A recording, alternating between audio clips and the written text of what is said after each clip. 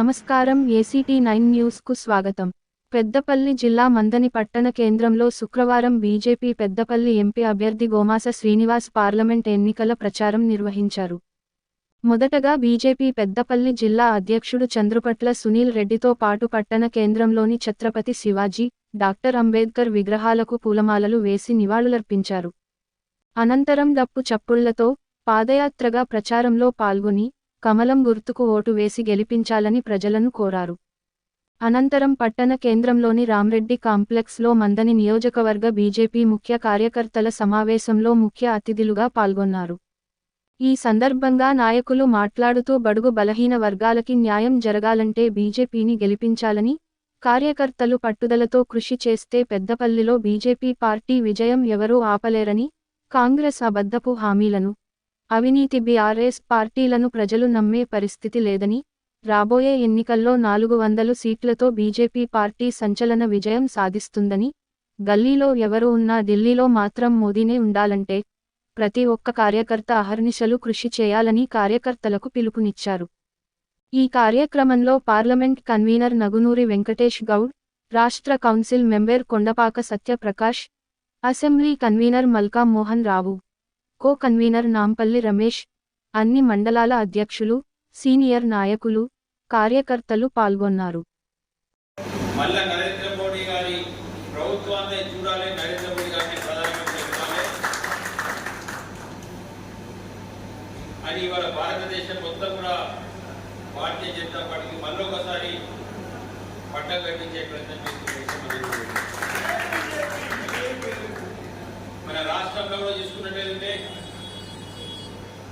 మన రాష్ట్రంలో కూడా గత అసెంబ్లీ ఎలక్షన్స్ కి ఇప్పటికీ పోల్చుకున్నట్లయితే ఈసారి 11 ఎంపీ స్థానాల్లో కూడా ఖచ్చితంగా గెలవబోతుంది భారతీయ జనతా పార్టీ. ఇదేదో మన కూర్చొని కూర్చొనిచ్చు కాదు, మన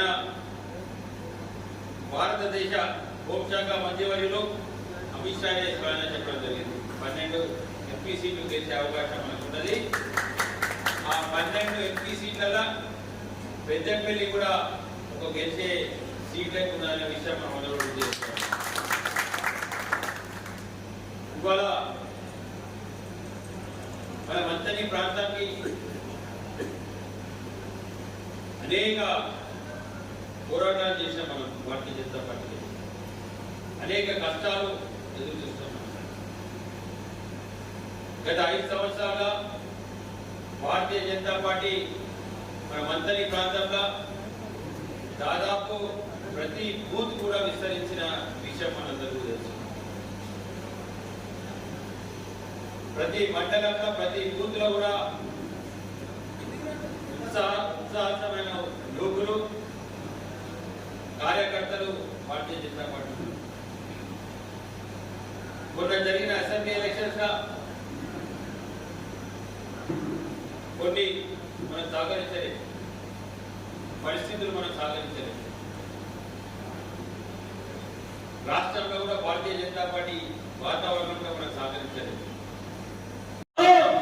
మాదిగ సామాజిక వర్గం ఈ ప్రాంతంలో లోకల్లో నివసిస్తున్నటువంటి మాల సామాజిక వర్గం, ఈ ప్రాంతంలో నేతకాడి సామాజిక వర్గం, లోకల్లో నివసిస్తున్నటువంటి ఈ యొక్క సామాజిక వర్గం దాదాపుగా 6 లక్షలు ఉంటే 6 లక్షలలో కనీసం నువ్వు 2 ఎమ్మెల్యే తీసుకొని ఒక ఎంపీకే నీ మాల సామాజిక వర్గానికి సపోర్ట్ చేయవలసిన అవసరం ఉంటే పోనీ ఒక మాదికన్నా సపోర్ట్ చేయాలి. నేను అడుగుతున్నా, ఇవే నువ్వు ఎంపీ అయిన తర్వాత 5 సంవత్సరాలు నీ అన్న ఎమ్మెల్యే గెలిచి మంత్రి అయిన తర్వాత 5 సంవత్సరాలు 10 సంవత్సరాల్లో ఒక్క మాదిక సామాజిక వర్గానికి జడిపిటీషన్ చేసినవా? ఒక్క మాల సామాజిక వర్గాన్ని ఎంపీ పని చేసినవా? ఒక్క నేతకాని సామాజిక వర్గాన్ని నువ్వు ఎంపీటీ చేసినవా? అంటే నీకు స్వార్థం తప్ప నీకు ఇంకోటి లేదు. నేను అడుగుతున్నా, నీ కొడుకు ఏం తెలుసు? నీ కొడుకు ఒక అమూల్ బేబీ లాంటి చిన్న బచ్చగాడు అతనికి ఏం తెలుసు? సామాజిక వర్గాల గురించి ఏం తెలుసు? సమస్యల పట్ల ఏం అవగాహన? నీకే తెలియని నీ కొడుకు ఏం తెలుసు అని అడుగుతుంది.